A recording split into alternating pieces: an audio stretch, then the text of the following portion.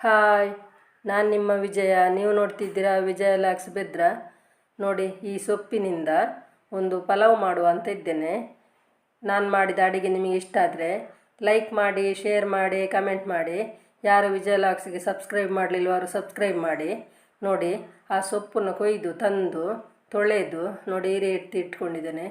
ಅದರಲ್ಲಿ ಒಂದು ಬಿಳಿ ಬರುತ್ತೆ ಹೂವು, ಅದನ್ನೆಲ್ಲ ತೆಕ್ಕೊಳ್ಬೇಕು. ತೆಗೆದು ನೋಡಿ ಈ ರೀತಿ ಚೆನ್ನಾಗಿ ತೊಳೆದು ತಂದು ಇಟ್ಕೊಂಡಿದ್ದೀನಿ. ಇದನ್ನು ಕಟ್ ಮಾಡಬೇಕು.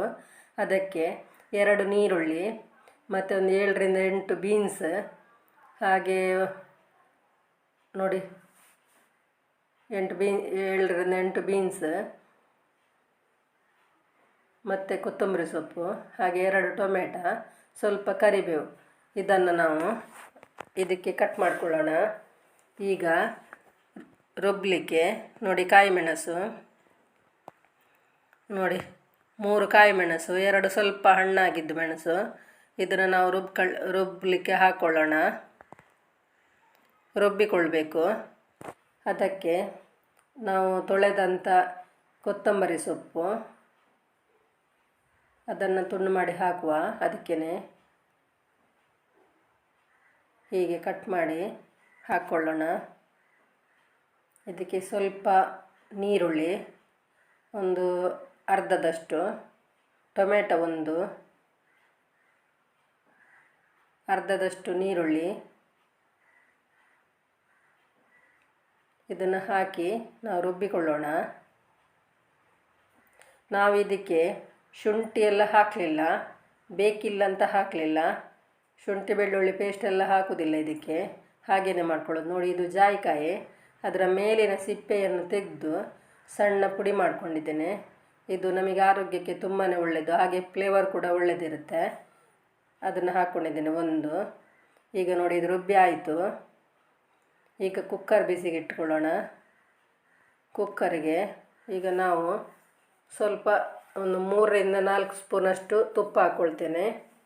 ಈ ತುಪ್ಪ ಹಾಕಿ ಆದಮೇಲೆ ಅದು ಸ್ವಲ್ಪ ಬಿಸಿ ಆಗಲಿ.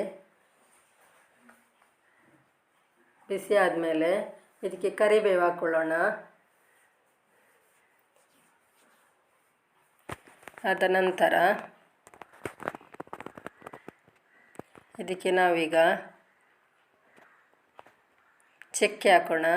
ಒಂದು 3-4 ಪೀಸ್ ಚಕ್ಕೆ ಹಾಕ್ಕೊಂಡಿದ್ದೇನೆ. ಹಾಗೆ ಇದಕ್ಕಿನ್ನು ಪಲಾವ್ ಎಲೆ ಹಾಕೋಣ.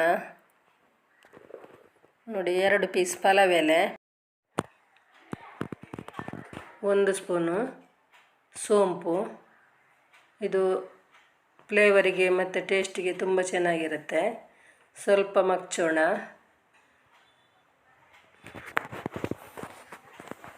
ಮಗ್ಚಿ ಈಗ ನಾವು ನೀರುಳ್ಳಿ ಹಾಕೋಣ. ಕಟ್ ಮಾಡಿಕೊಂಡಂಥ ನೀರುಳ್ಳಿನ ಸೇರಿಸ್ತಿದ್ದೇನೆ 2.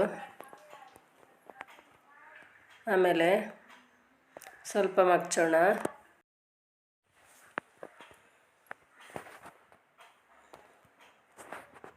ಈಗ ಇದಕ್ಕೆ ಕಟ್ ಮಾಡಿಕೊಂಡಂಥ ಸೊಪ್ಪನ್ನು ಸೇರಿಸೋಣ. ಸೊಪ್ಪು ತುಂಬ ಚೆನ್ನಾಗಿದೆ ನೋಡಿ, ಒಳ್ಳೆ ಹಸಿರು ಹಸಿರಾಗಿ ತುಂಬ ಚೆನ್ನಾಗಿದೆ. ಇದು ಆರೋಗ್ಯಕ್ಕೆ ತುಂಬ ಒಳ್ಳೆಯದು.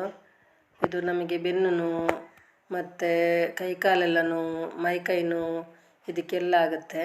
ಹಾಗೆ ಆಪ್ರೇಷನ್ ಆದವರಿಗೆ ಕೂಡ ಕೊಡ್ತಾರೆ. ಇದು ತುಂಬ ಆರೋಗ್ಯಕರವಾದ ಸೊಪ್ಪು.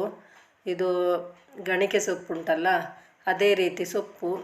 ಅಂದರೆ ಇದು ನನಗೇನು ಅಷ್ಟು ಗೊತ್ತಿರಲಿಲ್ಲ. ಬೇಲೂರಿಂದ ನಮ್ಮ ಅಕ್ಕನ ಮಗಳು ಬಂದಿದ್ದಾರೆ, ಅವರಿಗೆಲ್ಲ ಸಾಧಾರಣ ಸೊಪ್ಪಿನ ಪರಿಚಯ ಇದೆ. ಹಾಗಾಗಿ ಅವರು ಹೇಳಿದರು ಈ ರೀತಿ ಎಲ್ಲ ಮಾಡಬಹುದು ಅಂತ. ಹಾಗಾಗಿ ಮಾಡ್ತಾಯಿದ್ದೇನೆ. ಅವರಿಗೂ ಒಂದು ಸಲ ಆಪ್ರೇಷನ್ ಆಗಿದ್ದಾಗ ಇದನ್ನೆಲ್ಲ ತುಂಬ ಸಲ ಮಾಡಿಕೊಟ್ಟಿದ್ದಾರೆ. ಹಾಗಾಗಿ ಅವರಿಗೆ ಗೊತ್ತಿದೆ. ತುಂಬ ಚೆನ್ನಾಗಿದೆ. ನೋಡಿ, ಈಗ ನಾನು ಬೀನ್ಸ್ ಹಾಕ್ಕೊಳ್ತೀನಿ. ಇದಕ್ಕೆ ತುಂಬ ಬೇರೆ ಬೇರೆ ತರಕಾರಿಗಳನ್ನು ನಾನು ಸೇರಿಸ್ತಾ ಇಲ್ಲ ಇಲ್ಲಿ. ಈಗ ಟೊಮೆಟೊನ್ನು ಹಾಕ್ಕೊಳ್ತಿದ್ದೇನೆ. ಇದನ್ನು ಮಿಕ್ಸ್ ಮಾಡೋಣ. ಇದಕ್ಕೆ ಬೇರೆ ಬೇರೆ ತರಕಾರಿಯ ಅವಶ್ಯಕತೆ ಇಲ್ಲ, ಹಾಕಿದರೆ ಇದರ ಫ್ಲೇವರ್ ಬರುವುದಿಲ್ಲ. ಅದಕ್ಕೋಸ್ಕರ ನಾವು ತುಂಬ ತರಕಾರಿಗಳನ್ನು ಸೇರಿಸ್ತಾ ಇಲ್ಲ ಇಲ್ಲಿ. ಮತ್ತು ತುಂಬ ಎಣ್ಣೆ, ತುಂಬ ತುಪ್ಪ ಹಾಗೆ ಸೇರಿಸ್ತಾ ಇಲ್ಲ. ಮೀಡಿಯಮ್ ಆಗಿ ಹಾಕ್ತಾ ಇದ್ದೇನೆ. ಒಳ್ಳೆ ಫ್ಲೇವರ್ ಬರ್ತಾ ಉಂಟು ನೋಡಿ, ತುಂಬ ಚೆನ್ನಾಗಿದೆ. ಈಗ ಕೊತ್ತಂಬರಿ ಪುಡಿ 2 ಸ್ಪೂನ್ ಹಾಕ್ಕೊಳ್ತಿದ್ದೇನೆ, ಅಂದರೆ ಧನಿಯಾ 2 ಸ್ಪೂನ್ ಹಾಕ್ಕೊಂಡಿದ್ದೇನೆ. ಈಗ ಅರಶಿನ ಪುಡಿ 1/4 ಟೀ ಸ್ಪೂನು,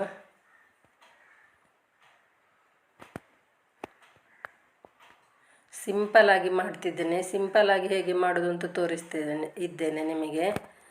ಈಗ 1 ಸ್ಪೂನು ಮೆಣಸಿನ ಹುಡಿ ಹಾಕ್ಕೊಳ್ತಿದ್ದೇನೆ. ಆಗ ನಾವು ಕಾಯಿ ಮೆಣಸು ಹಾಕಿದ್ದೇವಲ್ಲ, 5 ಕಾಯಿ ಮೆಣಸು ಹಾಕಿದ್ದೇವಲ್ಲ, ಹಾಗಾಗಿ 1 ಸ್ಪೂನು ಮೆಣಸಿನ ಹುಡಿ. ಈಗ 1 ಸ್ಪೂನು ಗರಂ ಮಸಾಲ ಪೌಡ್ರ್ ಹಾಕ್ಕೊಳ್ತಿದ್ದೇನೆ. ಇದನ್ನು ಚೆನ್ನಾಗಿ ಮಿಕ್ಸ್ ಮಾಡಿಕೊಳ್ಳೋಣ.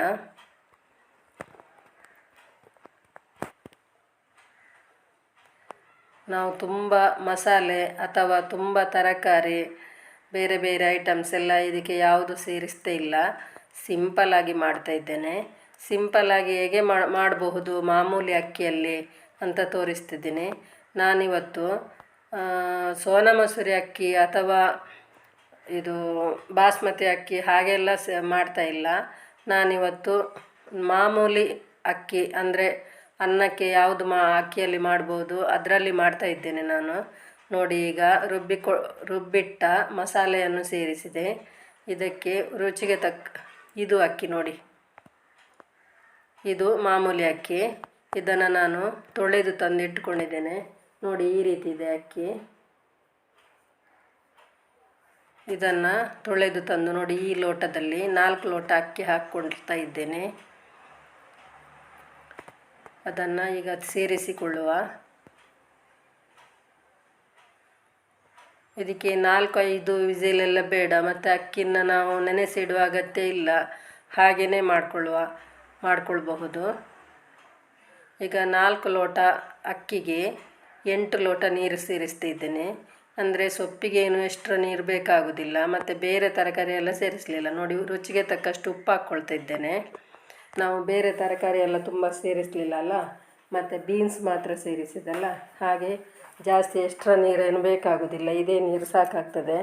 8 ಲೋಟ ನೀರು ಹಾಕ್ಕೊಂಡಿದ್ದೇನೆ. ಈಗ ಸ್ವಲ್ಪ ಬಿಸಿ ಆಗಲಿ, ಇದು ಚೆನ್ನಾಗಿ ಮಿಕ್ಸ್ ಮಾಡಿಕೊಳ್ಳೋಣ ಒಮ್ಮೆ ನೋಡಿ. ಹೀಗೆ ನಾವು ಕುಕ್ಕರಲ್ಲಿ ಇಟ್ಟರೆ ಅದು ನಮಗೆ ಬೆಂದಾಗುವಾಗ ನೋಡಿ, ಅರ್ಧ ಲಿಂಬೆಹಣ್ಣು ಸೇರಿಸ್ಕೊಳ್ತಿದ್ದೇನೆ. ಬಿಸಿ ಆಯ್ತಲ್ಲ ಸ್ವಲ್ಪ, ಲಿಂಬೆಹಣ್ಣು ಲಾಸ್ಟಿಗೆ ನಾವು ಲಿಂಬೆಹಣ್ಣು ಸೇರಿಸ್ಕೊಳ್ಬೇಕು, ಫಸ್ಟಿಗೆ ಸೇರಿಸಬಾರ್ದು, ಮತ್ತು ಬೀಜ ಬೀಳಲಿಕ್ಕೆ ಬಿಡಬಾರ್ದು. ಹಾಗೆ ಅರ್ಧ ಲಿಂಬೆಹಣ್ಣು ಹಾಕ್ಕೊಂಡಿದ್ದೇನೆ. ನಿಮಗೆ ಬೇಕಾದರೆ ಸ್ವಲ್ಪ ಹುಳಿ ಜಾಸ್ತಿ ಬೇಕು ಅಂತ ಅನಿಸಿದರೆ ಒಂದು ಲಿಂಬೆಹಣ್ಣು ಸೇರಿಸ್ಬೋದು. ಮತ್ತು ಒಬ್ಬೊಬ್ಬರಿಗೆ ಸಕ್ಕರೆ ಬೇಕು ಅಂತ ಅನಿಸಿದರೆ 1 ಸ್ಪೂನು ಸಕ್ಕರೆ ಬೇಕಾದರೂ ಹಾಕ್ಕೊಳ್ಬೋದು ನೋಡಿ. ಈಗ ರೆಡಿ ಆಯಿತು. ಈಗೆಲ್ಲ ಹಾಕಿ ಆಯ್ತಲ್ಲ, ಕುಕ್ಕರ್ ಮುಚ್ಚಿ ನಾವು ಬೇಯಲಿಕ್ಕಿಡುವ. ಈಗ ನೋಡಿ ಆಯಿತು, ರೆಡಿ ಆಯಿತು ನೋಡಿ. ಈಗ ಇದನ್ನು ನಾವು ಮೇಲೆ ಬಂದಿರ್ತದೆ, ಅದನ್ನು ನಾವು ಚೆನ್ನಾಗಿ ಮಿಕ್ಸ್ ಮಾಡಿಕೊಳ್ಬೇಕು ನೋಡಿ. ಈ ರೀತಿ ಅಂದರೆ ನಾವು ಒಮ್ಮೆಲೆ ಸೌಟು ಹಾಕಿ ಮಗ್ಚಿದ್ರೆ ಅನ್ನ ಪುಡಿ ಆಗ್ತದೆ. ಅದಕ್ಕೆ ನೋಡಿ ಈ ರೀತಿ ಮೆಲ್ಲ ನಾವು ಮಗ್ಚಿಕೊಳ್ಬೇಕು. ಸ್ವಲ್ಪ ನೋಡುವಾಗ ಹೀಗೆ ಮುದ್ದೆ ಆಗಿ ಕಾಣ್ತದೆ, ಅಂದರೆ ಈಗ ಮುಚ್ಚಳ ತೆಗೆದದಷ್ಟೇ ತಾನೇ. ಅದು ಇನ್ನು ನೋಡಿ ಬಿಡಿ ಬಿಡಿಯಾಗಿ ಬಂದಿದೆ ನೋಡಿ. ಈ ರೀತಿ ಸ್ವಲ್ಪ ಪಸೆ ಆಗಿ ಕಾಣ್ತದೆ, ಅಂದರೆ ನೀರಿನ ಪಸೆ ಅದು ಇರ್ತದೆ ಫಸ್ಟಿಗೆ. ಈಗ ಅದು ಸ್ವಲ್ಪ ಮುಚ್ಚಳ ತೆಗೆದದ್ದು 5 ನಿಮಿಷ ಆಗುವಾಗ ನಮಗೆ ಉದುರಾಗಿ ಬರುತ್ತೆ. ನಾವು ಕುಕ್ಕರಿಂದ ತೆಗೆದು ಬೇರೆ ಪಾತ್ರಕ್ಕೆ ಹಾಕಿಡಬೇಕು. ಆಗ ನಮಗೆ ಒಳ್ಳೆ ಉದುರಾದ ಅನ್ನ ಸಿಗ್ತದೆ ನಮಗೆ. ತುಂಬ ಚೆನ್ನಾಗಿ ಬಂದಿದೆ ನೋಡಿ, ತುಂಬ ಟೇಸ್ಟಿಯಾಗಿದೆ. ಅಂದರೆ ನಾನು ಬೆಲ್ಲ ಅಥವಾ ಸಕ್ಕರೆ ಸೇರಿಸಲಿಲ್ಲ, ಅಂದರೆ ನನಗೆ ಅಷ್ಟು ಸಿಹಿ ಬೇಕು ಅಂತ ಅನಿಸಲಿಲ್ಲ, ಅದಕ್ಕೆ ಸೇರಿಸಲಿಲ್ಲ ನೋಡಿ. ಈ ರೀತಿ ಬಂದಿದೆ ನೋಡಿ, ತುಂಬ ಚೆನ್ನಾಗಿದೆ ಅಲ್ಲ, ತುಂಬ ಚೆನ್ನಾಗಿ ಬಂದಿದೆ ಅಲ್ಲ ನೋಡಿ. ಅದಿನ್ನು ಸ್ವಲ್ಪ ತಣ್ಣಗಾಗಬೇಕು. ಈಗ ಬಿಸಿ ಉಂಟು, ತುಂಬ ಕೈಯಲ್ಲಿ ಹಿಡೀಲಿಕ್ಕಾಗೋದಿಲ್ಲ, ಅಷ್ಟು ಬಿಸಿ ಉಂಟು. ಒಂದು ಚೆನ್ನಾಗಿ ಬರುತ್ತೆ ಅನ್ನ. ಮಾಮೂಲಿ ಅಕ್ಕಿಯಲ್ಲಿ ಕೂಡ ಮಾಡ್ಕೊಳ್ಬಹುದು. ನಾವು ಒಳ್ಳೆ ಅಕ್ಕಿ ಮುಗ್ದಿದ್ರೆ ತಂದದ್ದು ಅಥವಾ ಹೀಗೆ ಮಾಡಿಕೊಳ್ಳುವಂಥ ಇದ್ದರೆ ನಾವು ಮಾಡಿಕೊಳ್ಬಹುದು ನಮಗೆ ಬೇಕಾದ ಹಾಗೆ. ಅಲ್ಲ ಇದು ಬಾಸ್ಮತಿ ಅಕ್ಕಿಯಲ್ಲೇ ಮಾಡೋದಾದರೂ ಅದರಲ್ಲಿ ಮಾಡ್ಬೋದು. ಸೊಪ್ಪು ಇದು ಆರೋಗ್ಯಕ್ಕೆ ತುಂಬ ಒಳ್ಳೆಯದು. ಇದು ಸೊಪ್ಪಿನ ಬಗ್ಗೆ ನಾನು ಜಾಸ್ತಿ ನಿಮಗೆ ಹೇಳ್ತಿದ್ದೇನೆ. ಅಕ್ಕಿ ಯಾವುದು ಬೇಕಾದರೂ ನೀವು ಯೂಸ್ ಮಾಡಬಹುದು. ನೋಡಿ, ಮಾಡಿ, ಲೈಕ್ ಮಾಡಿ, ಶೇರ್ ಮಾಡಿ, ಕಮೆಂಟ್ ಮಾಡಿ. ನಾನು ಒಳ್ಳೆ ವಿಡಿಯೋದೊಂದಿಗೆ ನಾಳೆ ಬರ್ತೇನೆ. ಬಾಯ್.